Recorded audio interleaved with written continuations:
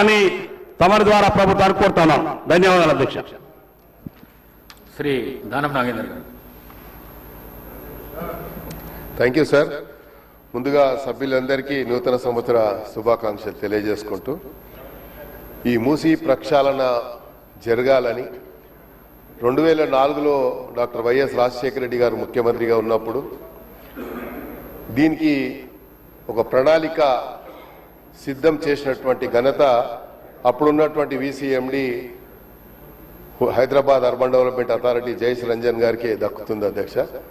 దాన్ని మళ్ళీ కోల్డ్ స్టోరేజ్లో వేసిన తర్వాత ముఖ్యమంత్రి గారు ఆలోచించి మూసీ ప్రక్షాళన జరగాలి, ఇది ఒక హైదరాబాద్ నగర నడిబొడ్డులో ఉన్నటువంటి ఒక లేక్ని ఇది ఏదో కంటామినేటెడ్ వాటర్ పోతుంది, కంటామినేటెడ్ వాటర్ ద్వారా ప్రజలకు మురికి ఇప్పుడే నల్గొండ వాసులు మా ఉన్నటువంటి ఇరిగేషన్ కానీ మా రైతులు పండిస్తున్నటువంటి పంట అమ్ముకోలేని దయనీయ పరిస్థితిలో ఉన్నామని చెప్పేటువంటి పరిస్థితి వచ్చింది. అంటే దీన్ని కోల్డ్ స్టోరేజ్లో వేయడం వల్లనే వచ్చిందని చెప్పడానికి నేను కూడా సంకోచించడం లేదు.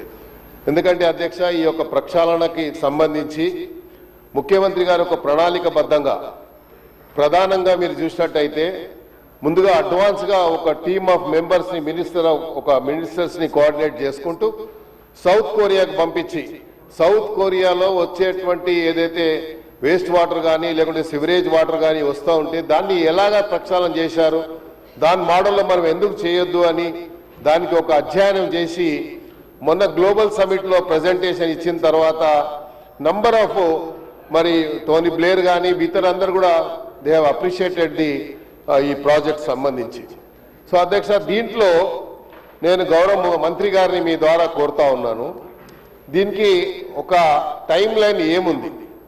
ఇప్పుడే చెప్పారు సుమారు $500 మిలియన్ పెట్టుబడి పెట్టడానికి వచ్చారని, దుష్మన్ ఫీల్డ్ కానీ లేకపోతే ఇతర సంస్థలు వచ్చాయని చెప్పి. మరి వచ్చేటువంటి కంపెనీలు ఎప్పుడు first phase, second phase, third phase, 3 ఫేజుల కింద, ఎందుకంటే ఇది ఈజీ అయిన పని కాదు. బట్ ఒక పట్టుదల ఉంటే where there is a will there is a way అన్నట్టుగా తప్పకుండా దానికి అవకాశం ఉంది చేయడానికి.